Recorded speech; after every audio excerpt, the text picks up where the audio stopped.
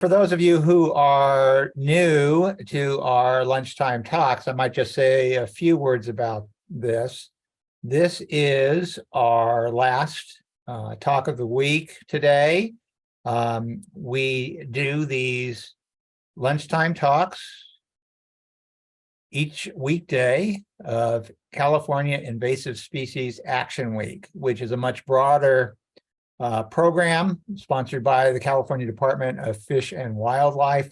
It includes not only these talks, but also a number of activities, programs. There's some contests in terms of art and video. The Department of Fish and Wildlife has a webpage that you can go and find out about other activities. But the week spans from June 3rd all the way through Sunday, June 11th. I'm Randall Oliver. I am the invasive shot-hole boar statewide communications coordinator. I am with UC Agriculture and Natural Resources in the Integrated Pest Management Program. I have also on the call helping me Julie Clark, who is an education specialist with the Ventura County UC Cooperative Extension. And we have our speaker presenter, Brenda Gruel. Brenda is a research ecologist, botanist with the U.S. Department of Agriculture, ARS, Western Regional Research Center's Invasive Species and Pollinator Health Research Unit. She serves as the lead scientist for the USDA research team investigating integrated weed management and restoration strategies to protect water resources and wetland ecosystems in far western United States. She holds a PhD in ecology from UC Davis and is a research associate in the Department of Plant Sciences and the Center for Plant Diversity at UC Davis. I think I'd better turn it over to Brenda. Brenda, if you want to go ahead and share your screen and take over, please go ahead. Thanks, Randall. See if we can get this to work here. First, I want to thank CalIPSI and UCANR for inviting me to present this webinar and for hosting all of them. I've learned a tremendous amount this week listening to all the talks. So today I am going to talk about the rapid spread of invasive aquatic plants in the estuary with particular focus on the Suisun Marsh. I'm going to start with an overview of invasive species and aquatic plants, invasive aquatic plants in general, and then go into a couple of case studies of unusual spread and concern of aquatic plants, both the yellow flag iris and alligator weed that you see in these pictures. I think we all have a pretty good idea of what invasive alien species are at this point, but I want to make sure we understand the definition that we use, and that is that these are terrestrial plants or aquatic plants that are intentionally or accidentally transported outside of their native range with introduction into a new environment and where there's repeated survival and reproduction to support establishment. The population growth and dispersal are further spread with increases in occupied area, resulting in harmful ecological and/or socioeconomic impacts. And I think that's one of the key factors here is these are species that come in from somewhere else and they do harm in our environment. And as part of that, we have different phases of species invasion. We have the transport, where we still have an opportunity to prevent and monitor what's going on with these species. And then we have an introduction, and you can see on the right where we have management that is linked to these different phases of the invasion. And then there's establishment phase and the spread phase. And when we're getting into spread, we're having rapid increases in the populations, and the costs of management are going up by quite a bit. So let's go to the next screen.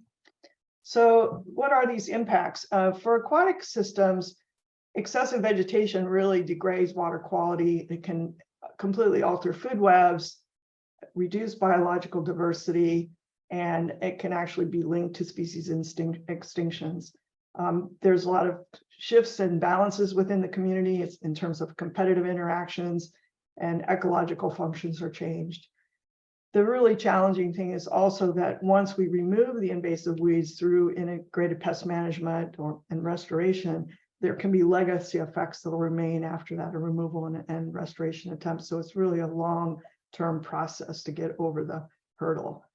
And now we have the challenge of climate change, and both invasive species and climate change are global change factors. And you can see by looking at climate change can actually facilitate invasive species. And if you think about this in terms of altering thermal regimes, increasing carbon dioxide in the atmosphere, increasing nitrogen deposition from the atmosphere, those two factors drive plant growth and fuel photosynthesis.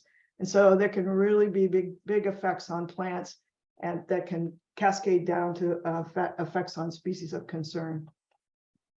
So we also have economic and human health impacts of weeds, everything from risk of mosquito control, effectiveness, and competition. We've got water primrose invading a rice field, completely filling an irrigation canal by the Banks pumping plant at Clifton Court 4 Bay. This photo was taken several years ago, but that is water hyacinth sort of blocking the inflow of water into that pumping plant. We have submerged aquatic plants that are also having an effect. So just many detrimental impacts that cost a whole lot of money in terms of weed management and mitigating those damages. And also it drops property values, so which drops tax revenues that help provide funding to control invasive species. So, but I will say there are many benefits to invasive plants. I mean, not to invasive plants, sorry, to aquatic plants within these systems.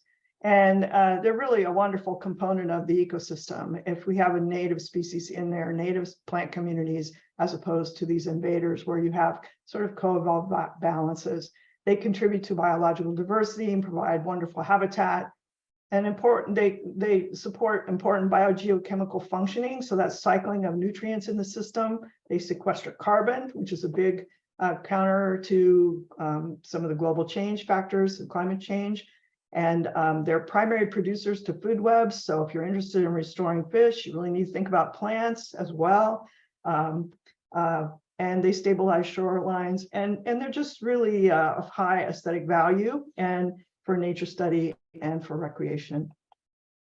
So we classify these plants into functional groups, and so sometimes this is confusing to people. So I want to just go over this because control programs always mention these factors. This little schematic shows sort of the water surface. And if you look under the water surface, we have submerged aquatic vegetation. These are plants that are anchored in the sediment. They root in the sediment and they're completely submerged underwater, except maybe they'll have a reproductive structure that'll come out on the surface and have a little bit of a floating material on the top, but they're primarily submerged. These are things like ribbonweed and hydrilla, Eurasian water milfoil, that are big problems in the Delta. Especially the Eurasian water milfoil, the Gary densa, those species. Then we have floating aquatic vegetation, and that's free-floating. In ecological terms, this is considered to be free-floating vegetation like water hyacinth. This is water lettuce, Pistia stratioides, and this is the sponge plant that we have in the Delta. These two are here now. This water lettuce is a threat. We've already picked it up in a few locations in Northern California, so it could show up in the Delta.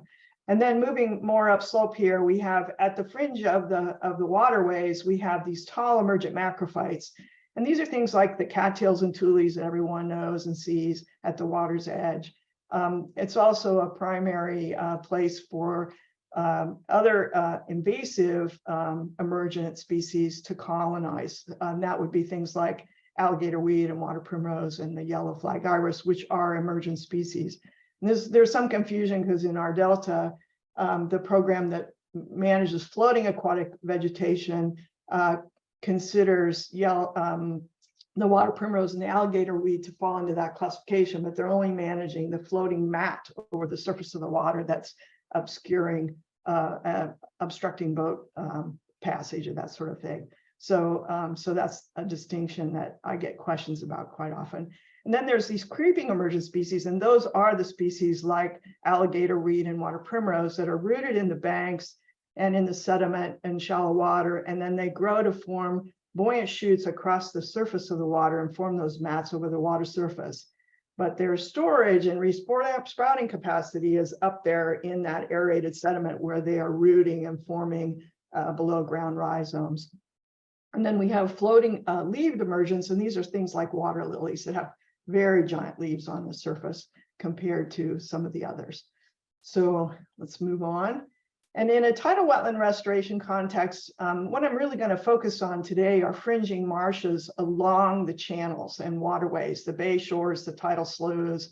And you can see in this case, up in the top slide, we have fringing marsh grading into an upland setting. In some areas, like this is from Rush Ranch, the picture below it, where we have tidally drained marsh plain near the channels and poorly marsh plain to the interior. These interior areas where you get short emergent species that I'm not going to talk about today, things like pickleweed and saltgrass. And then along the channel, again, you have this extensive fringing marsh. So two different contrasting settings.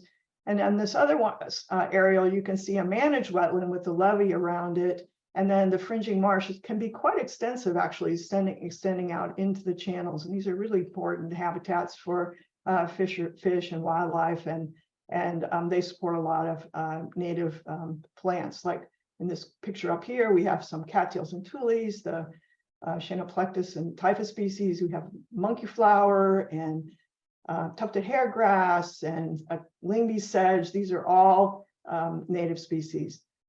So the important thing, though, is these fringing tidal wetlands along the primary channels are the movement corridors for the dispersal and establishment of aquatic plants.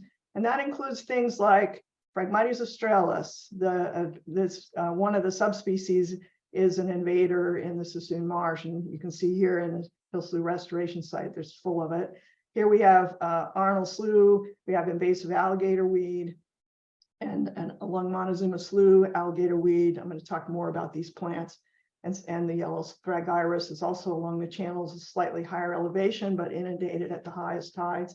And then here's a case where we have co-invasion. We have alligator weed in the background, and then it pushes the water hyacinth out to the front. So the water hyacinth's limited here. So fringing wetlands.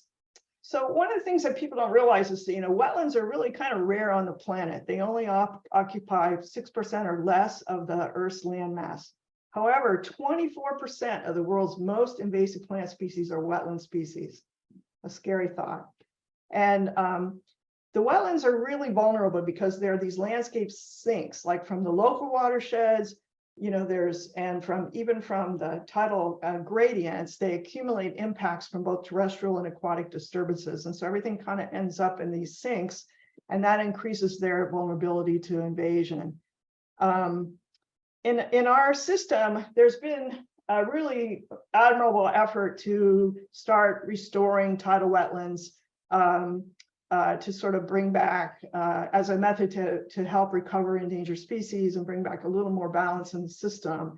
And these levee breaches and themselves that are involved in these tidal wetland restorations can be considered creating disturbances because they can also promote new or secondary weed invasions in that newly disturbed habitat.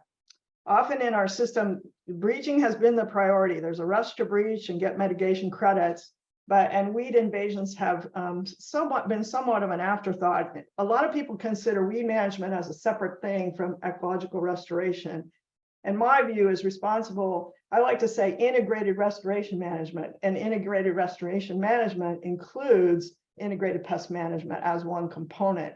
And so it's not something that you do separately, or you do this first and then you take care of the weeds if they come in. They really should be an integrated effort. So that in the nearby waterways, there's an opportunity for rapid response mechanisms into these sites in the planning part of it. So let's go to the next. So how do these weeds get to the water? Well, there's many ways. Ballast water exchanges have been known for a long time to bring both small organisms and seeds of plants into estuaries. Muddy boots with seeds adhered to the bottom. When I go to field research sites, I often have 3 or 4 pairs of boots in my car. And if I'm in a new site, I put on a clean pair of boots. And we clean and sterilize our boots before we go to another wetland, because you don't want to be a vector to these weeds. And there's a lot of others who are out in the wetlands, like hunters and fishermen, who aren't necessarily so careful, but that is one way for them to get in. And you can see here, we have big educational programs to try to get people to clean their boat props before they leave an area and go to another, because this is another transport mechanism. There's contaminated nursery stock. I was sort of shocked to see these pictures on the internet recently. I've seen it in person. I would do a lot of work in the Russian River watershed, and I've seen this with kayaks. As people will kind of kayak into these big massive weeds because it helps keep them stable in the current, and then it's really good for fishing. And now they're recommending that they do this for kayak fishing. The problem with that is it breaks off fragments of these weeds and send them downstream to invade a new area. So not a good idea. Invaders for sale. The horticultural industry has really been a pretty good partner in trying to help prevent invasive species invasions by eliminating some of these species, a lot of these species than they know about for sale. But this paper was just published in 2021, and the analysis really showed that we still have a lot of work to do in this regard. Regulations for noxious weeds prohibit the sale of invasive weeds, but they're still for sale. And so, and I think one of the hardest things to regulate has been the internet trade. I go online often and find invasive aquatic plants for sale over the internet. And so there's really helpful resources to prevent. So we might not be able to fully curtail the sale of the weeds, but we can prevent purchases by educating people and by consulting with these wonderful resources like the plantright.org, Calypsy, and the UC Master Gardener Program, all wonderful resources. So many aquatic plants have buoyant seeds or capsules. We call those that fragment easily and then float in the water to spread and establish in a new location. When we say propagules, we mean seeds. That's a sexual reproductive propagule that starts a new plant. And then we also mean these asexual fragments. And what I mean by that is just a small section of a shoot like this. You'll see I'm holding a shoot of water primrose out of the water here. And you can see all along the shoot, there are these adventitious roots that form at buds along the stem. And when the stem breaks off and floats downstream, these roots can peg into the sediment somewhere else and just start a new plant. So it's asexual reproduction. And you can see here I was out with Michael Kwong and some others from Boating Waterways some years ago. And, we saw these big floating mats of alligator weed coming down the channel. And of course, we did take the time to remove them and bring them to my lab where we steam inject them for 48 hours and dispose of them according to regulations. But, this is how these plants are moving around. And so there's also wind dispersal of some plants like the common reed, the Phragmites australis, that can get established in disturbed areas, but then once they're established, they spread rhizominously underground by these underground stems. So it's really hard in these systems to manage for rapid response, because these invasions can move very swiftly and spread very swiftly because of this dispersal by water currents. So waterscape, I call waterscape scale control, is really needed to manage invasive weeds in these flow-linked systems. So getting to our home turf here, the San Francisco Estuary, for some of us, this is what I'm going to talk about today. This area has undergone changes for millennia. Change has always been a part of the history of the San Francisco Estuary. But now we're also faced with increasing changes from climate change and all these factors that you see on the slide. And biological invasions are part of those factors. So, ongoing detection of new invasive species showing up in this system continues to challenge our restoration goals. So when a plant invades in a new environment, it has three major pathways. It can go extinct, it can shift its range and disperse to a more favorable place. That's why we're expecting with global warming to see northward shift of species. Or it can persist, but persistence usually involves some sort of evolutionary adaptation to the conditions at hand that allow the plants to maintain their fitness. And so, so this is part of the story. So I'm going to look more closely now at the Suisun Marsh, which is really a wonderful place. It's a really large brackish wetland that supports native fish and wildlife. It is a migratory route for native fishes. It's nursery habitat for fishes, and it's also vital wintering habitat for the Pacific flyway waterfowl. The Suisun Marsh was historically occupied by a Patwin tribe of the Suisunis that were of the Winton people. And so there's ambitious tidal, the light green you see are the sort of dike managed wetlands that have been, these people have been stewards that own these properties, have been stewards of the land out here and conservationists for many, many years, centuries actually now. And then we have the relic undiked tidal wetlands, more of those historic wetlands in the darker green. So there's a goal to sort of restore habitat. And right now, a lot of the habitat restoration to tidal wetland in the Suisun Marsh is targeted for fish recovery and then other wetland functions that come along with that. We have some large scale integrated pest management programs in this system, which is hydrologically leaked. In the Sacramento-San Joaquin Delta, we have the state park, California State Parks Division of Boating and Waterways, that's managing floating aquatic vegetation and submerged aquatic vegetation in the Delta, in the waterways. To the downstream side, we have the big invasive Spartina project, which is really ambitious, the Spartina really don't go into very much. It's right at this transition to Suisun Marsh, so it's mostly downstream. And so that's been a very large scale restoration and weed eradication program. San Francisco Bay National Wildlife Refuge Complex also has really large scale practices for eliminating invasive weeds, as do other property owners. In the Suisun Marsh, the Suisun Resource Conservation District holds permits. They assist landowners. There's over 150 private landowners that have wetlands in here, and they have really innovative and active weed control measures, but their permits limit their treatments, as I understand it, to the lands inside the levees and the internal distribution ditches, but not the public waterways, navigable waterways. So that is one part that's really been overlooked. I think in Suisun Marsh, there's really no one actively managing those weeds in those waterways.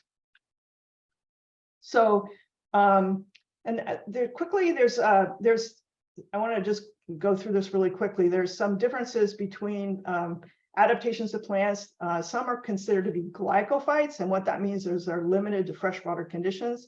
And then halophytes are plants that have the capacity to exist in higher salinity conditions. So I'm going to give you examples today of two case studies where two plants that were presumed to be limited to fresh water are expanding into low and high brackish tidal wetlands in our system. And when I first proposed to work on alligator weeds, some of we went through a nationwide peer review by scientists of our project plans, and they said, "Why are you even doing this? This is a freshwater species." But I had already seen movement into the Suisun Marsh as early as we're seeing it kind of move that way, and we were also seeing a rapid expansion and movement of yellow flag iris. And so we really wanted to try to learn more about these species and how they might change with sea level rise. So in the Suisun Marsh, there's this channelized water distribution system that's to support the tidewater supply and water control for managed wetlands. But then we also have these salinity control gates. And some of the things I'm going to be talking about today really apply to other estuaries as well. So I think this has some broad applications. These gates have been, were designed to sort of tidally direct fresh water from the Delta into the Suisun Marsh during the ebb tides in the fall to support waterfowl habitat goals. And that would keep out some of the higher salinity water coming in on the high tide. So starting in 2008, the DWR started a test operation of the gates, and they've been doing this now where they initiate gate operations this summer. And that provides reduced water salinity support endangered delta smelt recovery, which is a very important thing to do. So these are all good ideas to solve fish and wildlife management challenges. But, you know, it's just like sometimes when we think we have a way to solve a problem, we don't anticipate or we don't intend to see there's unintended actions that occur. And so one thing to think about this is delta water, delta smelt, and aquatic weeds all move with water flow. And so the question is, has summer operation of the gates contributed to the increased weed spread into the Suisun Marsh? We don't know. And one reason why we don't know for sure is that there hasn't been comprehensive monitoring of invasive plants along the channels in the Suisun Marsh. There is no monitoring program, even though we've invested heavily in fish monitoring and water quality monitoring. It's been a fish and flow sort of focused program. So alligator weed is the one that I want to talk about first. I actually found the first patches in the Suisun Marsh. We found them at a study site where we were studying yellow flag iris, and I was shocked to see it. I'd seen them in the native range in South America, so I knew that's what it was. And there were 3 patches, and they quickly spread in the Suisun Marsh, and there are already threatening a number of the current restoration projects. So let me tell you about this plant. It's from South America, Paraná River, Argentina, Uruguay, those areas, Brazil. And it has opposite leaves and it has hollow stems. And this is really important because these stems are very fragile. They've adopted, it's a perfect adaptation for breaking off easily and forming new population patches, because it's very easy to dislodge these and break them and start the spread of a species. They have these flowers and they produce a lot of them, but here in the invaded range, they're not producing seeds.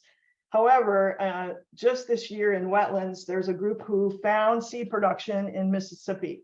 And so Mississippi is the one other place where these plants are in the United States are starting to move in an estuary. Before, almost all the invasions in the southeastern United States, they're all in freshwater systems.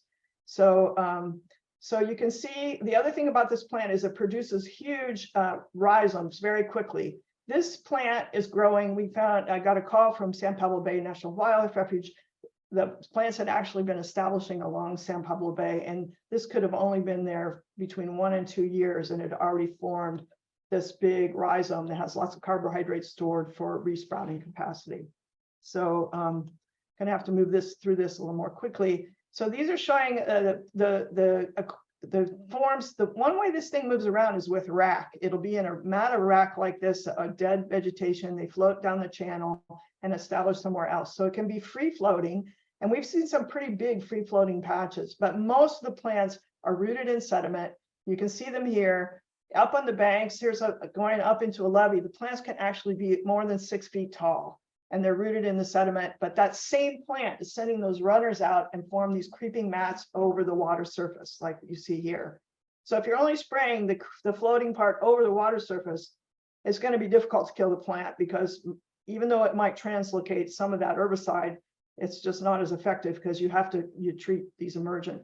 In the Delta, this plant is a problem, and the permits that the boating and waterways have don't allow them to treat emergent forms of the species. They applied to treat the floating forms. So that's something that might have to be revisited for this plant. And you can see how it can back up right against, this is a water control structure that allows water to move into a managed wetland. So we found the first records were in Northern California, were in Montezuma Slough and Suisun Marsh in 2017. There had been a population down in Southern California longer, but it never really had moved. It was in some irrigation canals.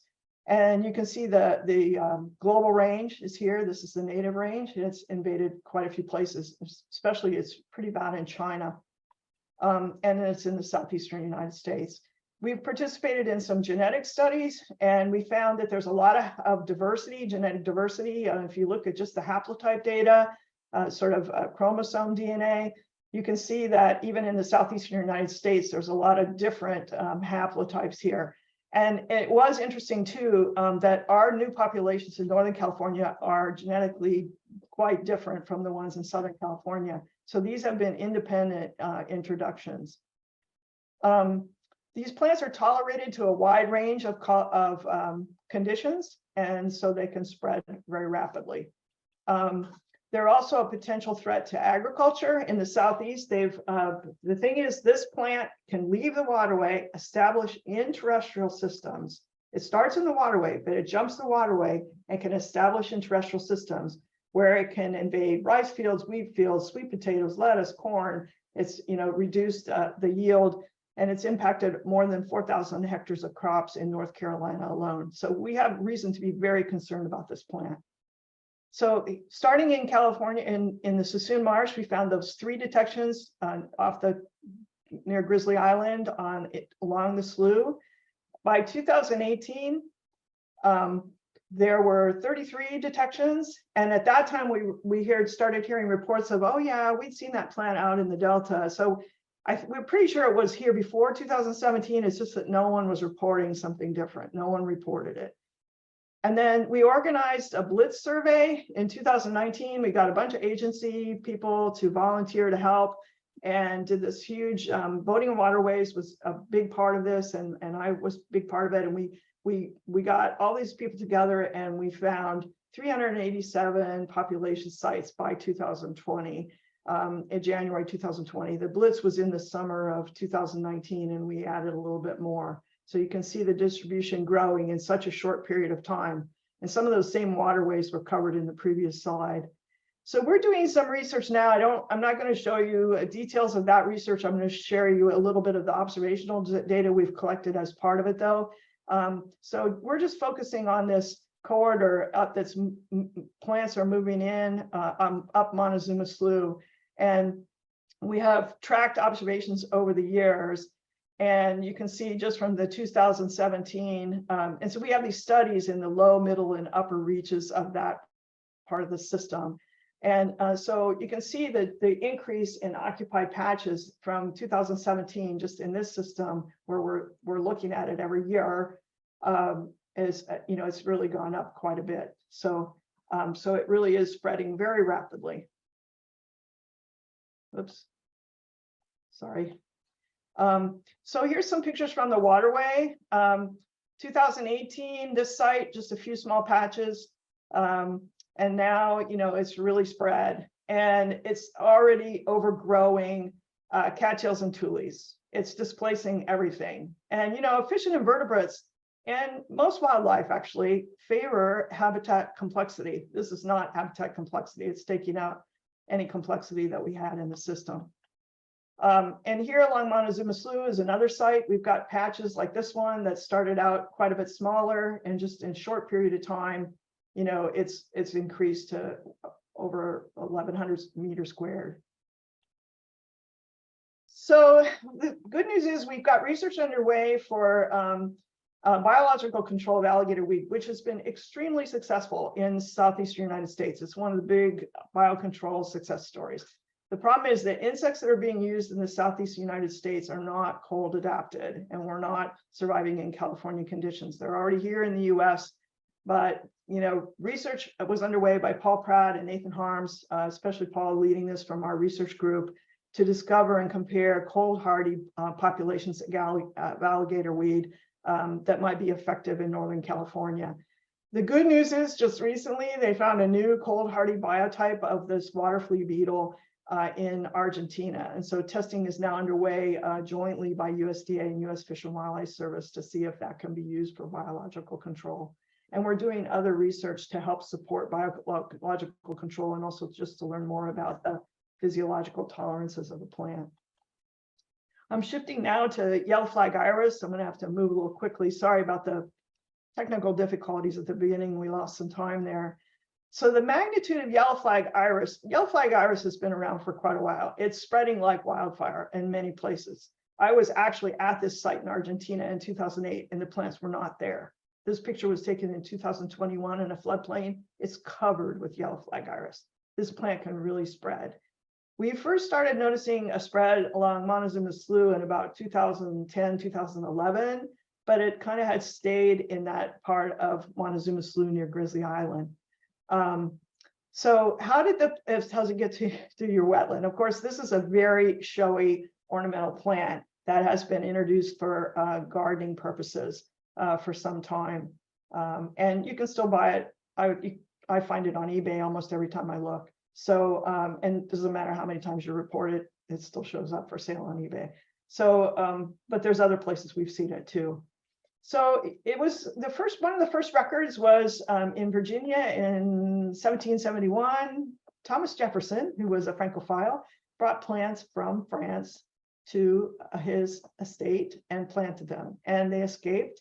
And the species by the 1860s was naturalized in all these places, the Delaware River, the Hudson River Valley, and further. So you can kind of see now about 95% of these invasions in the United States are in freshwater systems. And that's why this has been kind of an unusual and unexpected spread in our estuary.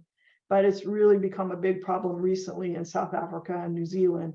And they're exploring biological control options right now. But here we have native viruses in our wetlands, and we have the horticultural industry with close relatives, and I'm not confident it's going to be an option for us here. So looking at these plants, you can see that they produce really amazing reserves in the below ground structures.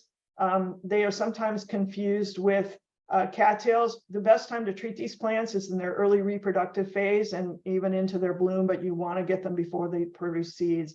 And so there are things that you can look at to distinguish between iris and cattails at that pre-reproductive stage.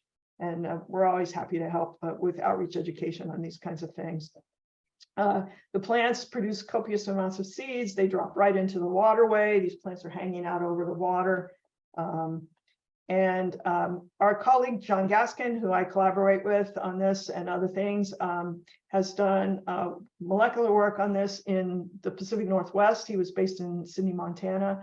And he really is the first to find that everyone assumed this plant was spreading by rhizome fragments, but he found that the genetic studies really revealed that it disperses almost entirely by seed. And in fact, very few invasion sites were attributed to clonal establishment. So this is really important for management because we really have to control this seed production stage. So my lab, we started doing a series of research experiments to find out what the germination thresholds were with the plant. And what we found is that it'll germinate in almost anything you throw at it. We tested it in temperatures that are predicted to increase with climate change. We tested it in the light, in the dark, flooded, not flooded, and it germinated. And then we did some studies to look at how salinity might affect germination. So with sea level rise and increasing salinity, is that going to take care of the problem? No, not at all.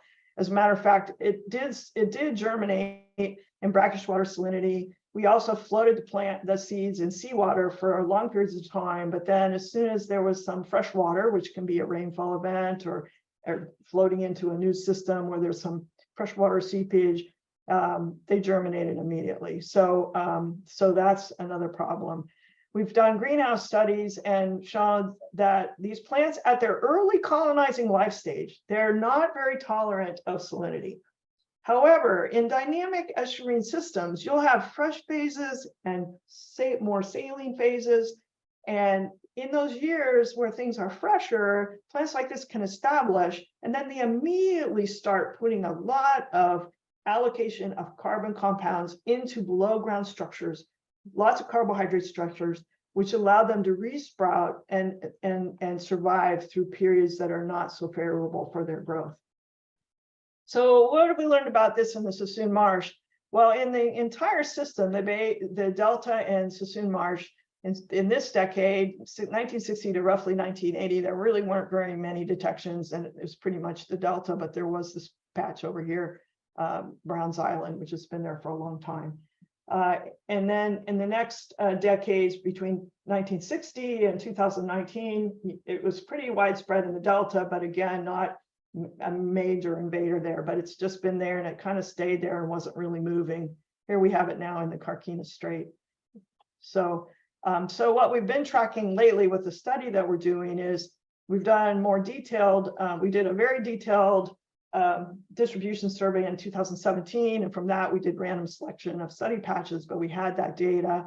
We added some incidental observations when we would be in the field. It wasn't a complete survey, but we started seeing plants popping up here and there, like along Cutoff Slough and even up by Hill Slough.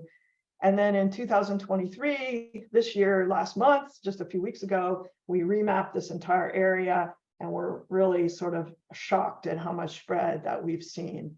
And again, this is that period of time when more freshwater flow is being directed up into the system in summer, right when those plants are dropping their seeds into the water. And, you know, I think it's complicated. I think there's a good possibility that the current operation of the control gates is forcing this spread up into, or contributing to the spread up into the interior reaches of the Suisun Marsh. There is also climate change factors that can be at play. It's complicated, but we haven't really had good monitoring programs to look at these things. So, so we've done some other work. I'll have to do this very quickly. In the native range, we have collaborators we work with in Spain. We started working on a different species with them, and there the yellow flag iris is native. And if you study things in their native range and their invasive range, you can learn more about the evolution of invasiveness. You can learn more about plant traits, variation in response to environmental conditions, and how that might affect risk assessments, because risk assessments are important for preventing invasions. So we've done a lot of work. And one of the things that we did was we studied plant community composition in invaded sites in the US in our delta and then in Suisun Marsh. And then we also studied them along the Guadalquivir estuary in Spain. And you can't even really find the iris in here. It's part of this super diverse tidal wetland community. And so we did show that impact is there, that impact here in the United States, where the iris really reduces species diversity and richness at local and watershed scales. And that was pretty much independent of salinity. It was all along the estuarine gradient. We've also done studies to look at how these native and introduced species in these two ranges are able to withstand sea level rise. And I'm just going to have to skip this for now. And the people that are interested in the details, I can provide you a copy of the paper, or you can come and talk to me. But basically, we found that the alien Irisudochorus that's here has adopted greater physiological capacity to adjust to environmental stresses like salinity and inundation regimes than what we see in the native range. As a matter of fact, there's a concern now that in the native range, this could be a threatened species with sea level rise. So lots of impacts from these plants. All that biomass you see is composed of mostly of water. So it's really high use of water just in maintaining that biomass, but then also they transpire water as their stomata open. And so there's this consumptive use of water that's affecting our water supplies, not only by iris, but by the alligator weed and other invasive weeds as well. And, you know, there's really these big changes that can promulgate through the system and affect food webs, and even the decomposition of the biomass can cause changes in the system.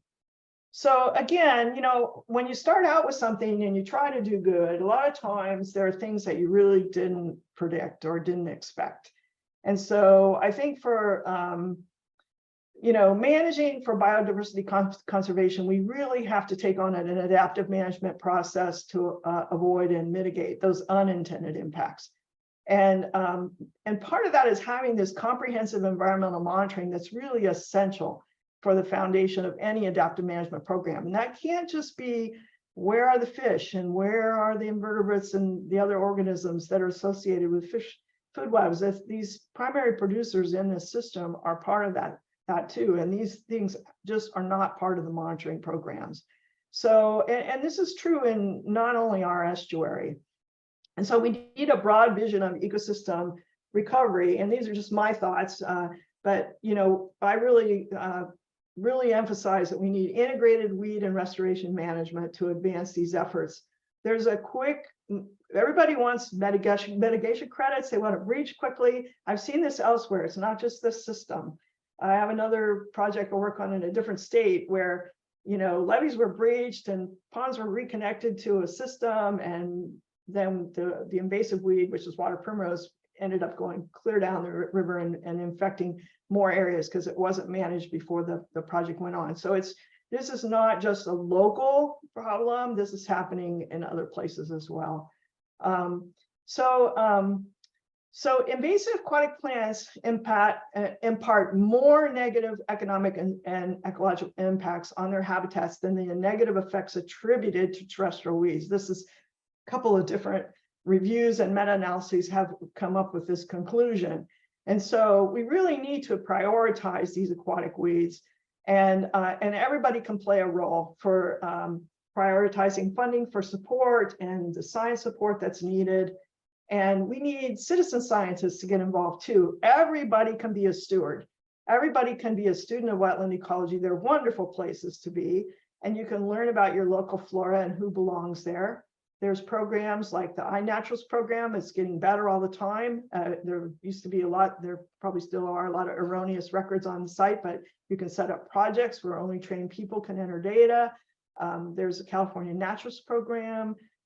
Cal Fish and Wildlife would like you to report to their EDD Maps app that you can get online. CDFA, our Department of Food and Ag, has a pest hotline that you can report to, but please do report these, because a lot of times these plants are in the system and even agency biologists have seen them, and sometimes 3-4 years after the fact, they say, oh yeah, we knew that was there, but they've never said anything about it. We need to be more proactive. And please don't buy a pest and plant a pest. They can be very beautiful, as you see in these pictures, but no matter how pretty they are, there's always a better alternative. So again, good resources are Calypsy, plantright.org, and the UC Master Gardener Program. And so with that, I will thank you all for getting through this week and listening to the webinars, and for your concern and your attention regarding invasive plant species. And I hope you get involved. Thank you very much. Thank you, Brenda. And before we go into Q&A, just a couple of things. First of all, some of the resources that Brenda mentioned, Doug Johnson, who's also on this call, he's the executive director of Calypsy. He's put several of those in the chat. So if you didn't get the full URL, go to the chat and you'll find those resources there.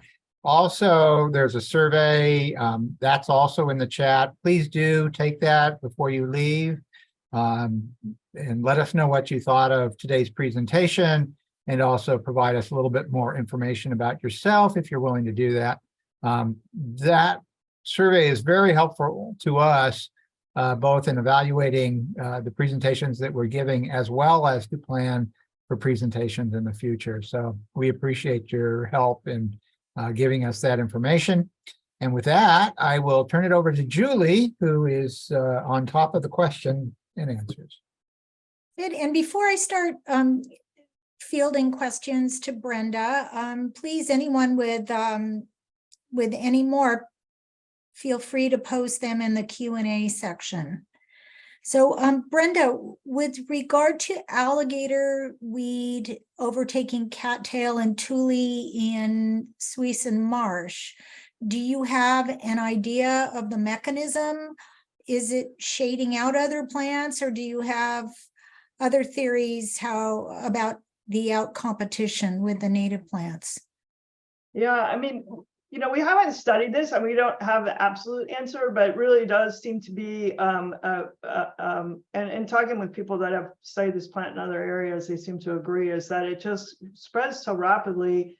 This plant really puts a lot into just those floating stems are called stolons. They're really producing those stolons that creep over the water surface, and then they just creep over and exclude light from the plants underneath.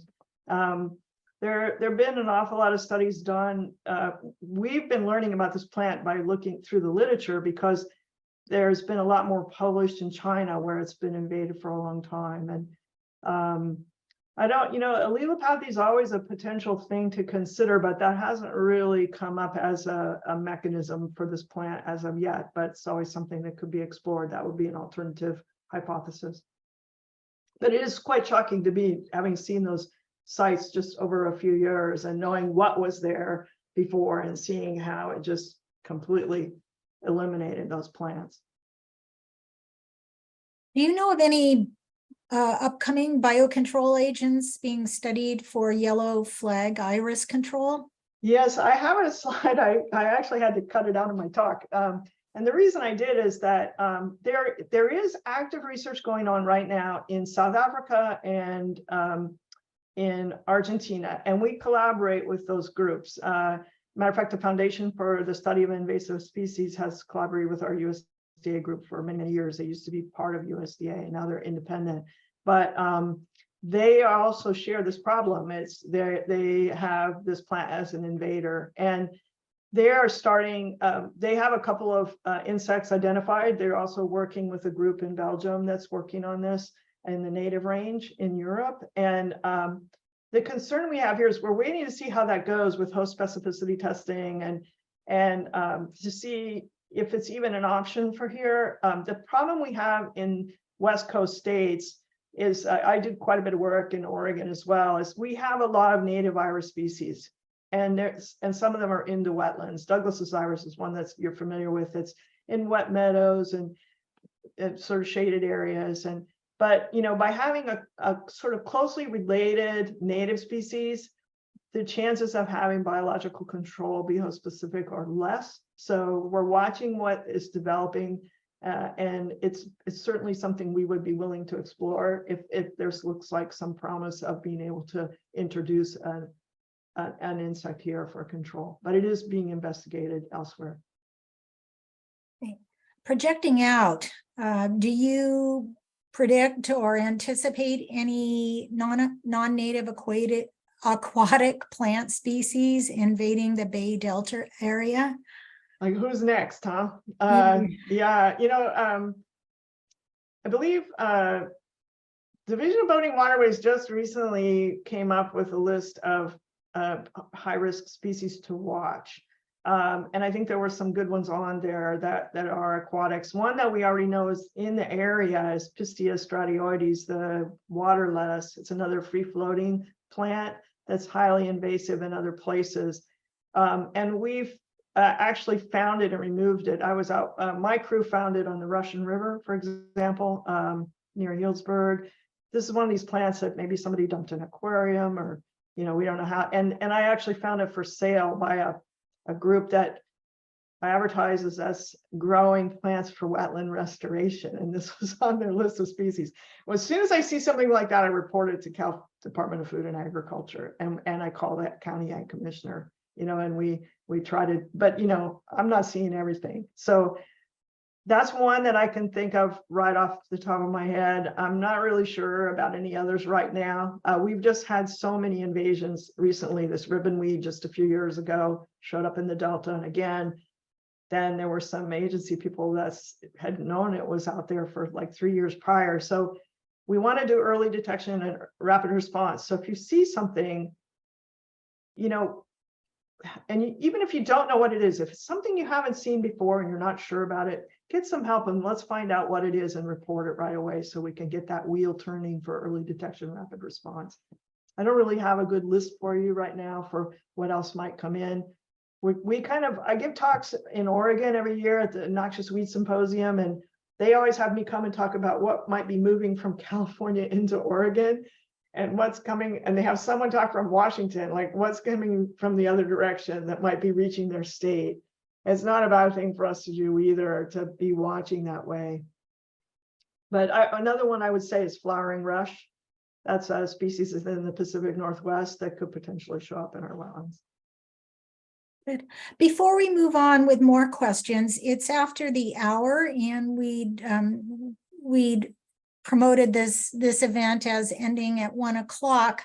For those, if Brenda can stay for a few minutes more, we will extend our Q&A period. And for those of you who must leave, thank you for attending. And if you have time, please complete the survey before you close out. Next question. This is regarding the recent U.S. Supreme Court Sackett versus EPA waters of the United States decision. And the questioner notes that California water law is stronger overall than federal, but do you anticipate the recent Supreme Court decision having potential significance to your work here and in other states? Well, I really don't know. I really don't know how to answer that question. If people who know me know, if I did have an idea, I would say so. Part of it is this is our hyper busy field season. So I'm still sort of digesting what happened with the Supreme Court. And I really probably am not the best person to answer that question at this time. Good enough. It raises some serious concerns. I'll just put it that way. But I do say that being here in California, we have better protection standards than almost anywhere. So. Thanks. Another yellow flag iris question. Are there any risks to deadheading and flowers or seed pods to prevent or reduce spread?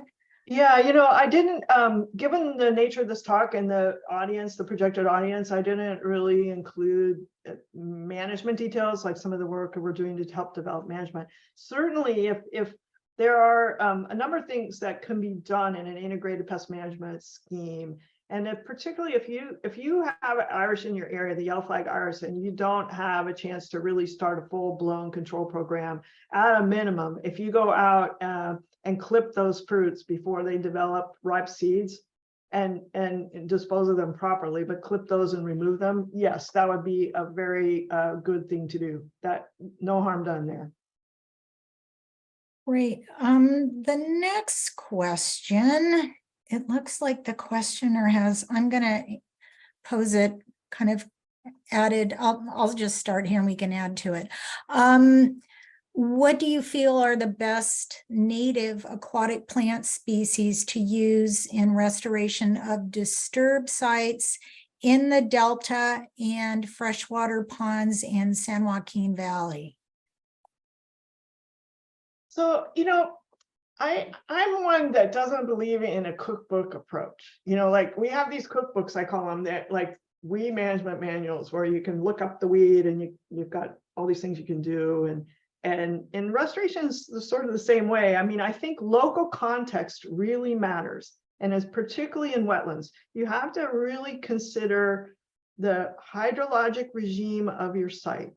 And you have to consider the goals of the restoration project and where you're headed. And you have to consider the local stressors. And really by understanding that local context, it's really the only way you can make the best decisions about if you're doing augmentative restoration, you're going to do plantings, then what is the appropriate thing to bring in and in what sequence. A lot of times in our restoration sites, and this is kind of fringing wetlands along riparian areas as well, is that if we can get a sort of a coalition of native species that can establish quickly and sort of preclude that area for an invader to come in, it's always a good thing. But what the particular species is really depends on the site and particularly on the hydrology of the site. That was one thing, is that even the other concern that we have in some areas where we're manipulating hydrology is that when you study wetland plant ecology, you realize that I've worked with a lot of hydrodynamic engineers in my career who I dearly love. These are really wonderful people and they're super smart, but they think of things on different scales than a plant ecologist thinks of them. And in a wetland, a couple centimeters difference in what we call a hydroperiod, the depth, the duration, and the frequency of flooding, all those factors really determine what wetland plant is going to thrive in an area and what isn't. And by shifting things just in almost centimeter scales, you can change the composition of what is going to be there and what's going to be able to grow. And that's why along the waterways, we have those tall emergent macrophytes like the Chanoplectus species that are what they call tules, they're bulrushes, or the cattails. They're tolerant of those longer hydroperiods, as is the Phragmites australis. And by the way, we have a native subspecies of the fragmented australis in our system, which could be a valuable tool to counter sea level rise, because it can help build marsh elevations and sequester carbon and do all those really good things. So it really depends on your site, and that then you bring in people that really know about plant ecology to help you make those choices.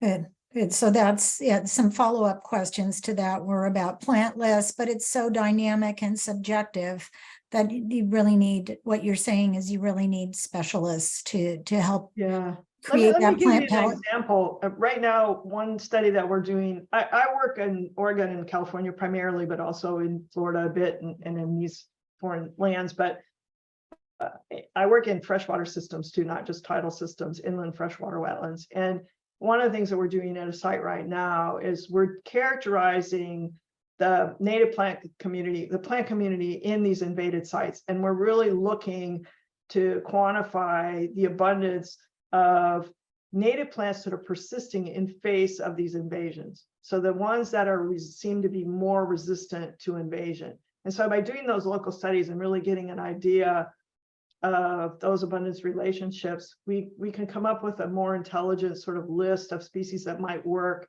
in a restoration context for biotic resistance, as we call it, where they might, if we can get them established, they might resist the invader. But it's all trial and error. You know, this is not rocket science. You know, it's just, it's difficult. It's as complex, but in a different way. But it's trial and error to learn what's going to work. Great. So I mean, every restoration project should be viewed as an experiment. You know, you put it in a framework where you have some sort of monitoring, so you can understand the outcome of what you've done. Same thing with weed management. We always say, don't use the spray, pray, walk away approach. You know, have some sort of monitoring so that you can understand what you've done. Everybody can be a scientist at some level. It doesn't have to involve a bunch of statistics or anything else. Just make sure you have monitoring set up so that you can understand what you've done and make adjustments. Brenda, on that point, earlier in your presentation, you talked about not having any monitoring program for invasive plants in the Suisun Marsh. I'm wondering, why is that? And is there any potential to establish that in the future? Well, let me qualify that first of all, because there is a lot of attention being paid by people like Suisun Resource Conservation is doing a great job. They've got some really talented people working for them, but they're focused on those managed wetlands, the property owners that they serve.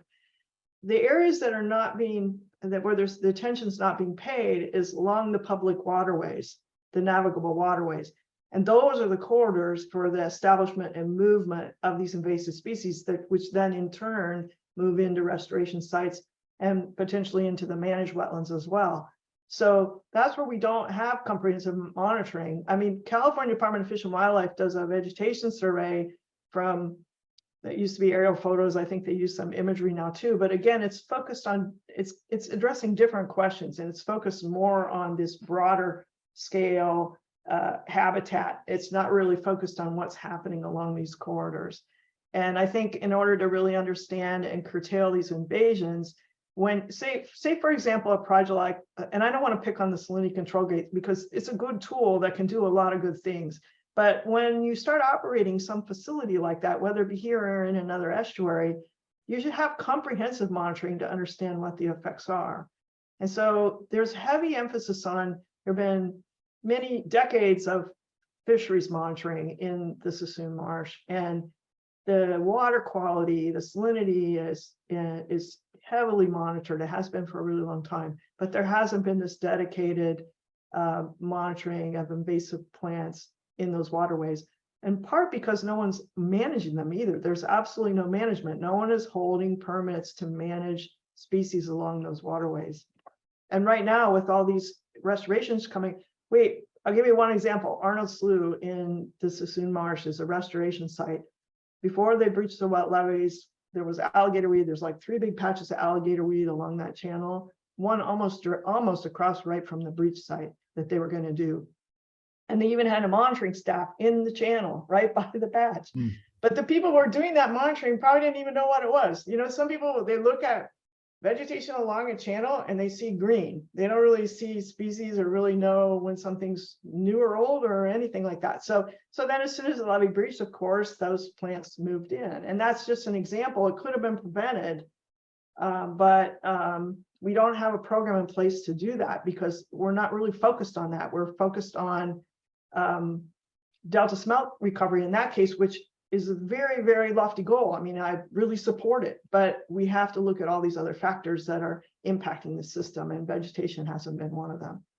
So, I mean, I think we can do better. And like I said, this is a local example, and I'm doing work there, and I've been working in the Suisun Marsh and enjoying the Suisun Marsh for many years now. But I'm seeing the same pattern in other places around the country. And again, it's an afterthought, and people want to do good restoration, and then they'll worry about the weeds if they come in. But by the time they worry about the weeds when they've come in, you've already got an invasion that's, you know, almost unmanageable and very expensive to control. So I just think that we've kind of missed the boat already on some of these major invaders. It's going to be very expensive to do anything about them, but the opportunity is, there are going to be new ones coming in. It's just been constant. So let's do a better job and see if we can manage that. And on those restoration projects with levee breaches, is that pretty widespread now? And is it just public land, or does it extend to private land as well? You know, I think there is a case, well, I'm not fully, I can't fully answer that question, but I know a lot of them are agency lands. They used to be private lands that were purchased for this purpose, and there's a goal for so many acres of tidal wetland restoration in the Suisun Marsh to reverse some of these things, like the endangerment of fish species and other values. So there's a pretty big push to do this in a mitigation sense, and it can be a really great thing. It can be a really valuable change that could help support a lot of goals. But you have to realize that these things that I'm talking about aren't just affecting the tidal wetland restoration projects. They're affecting these whole fringing tidal wetlands that are already there.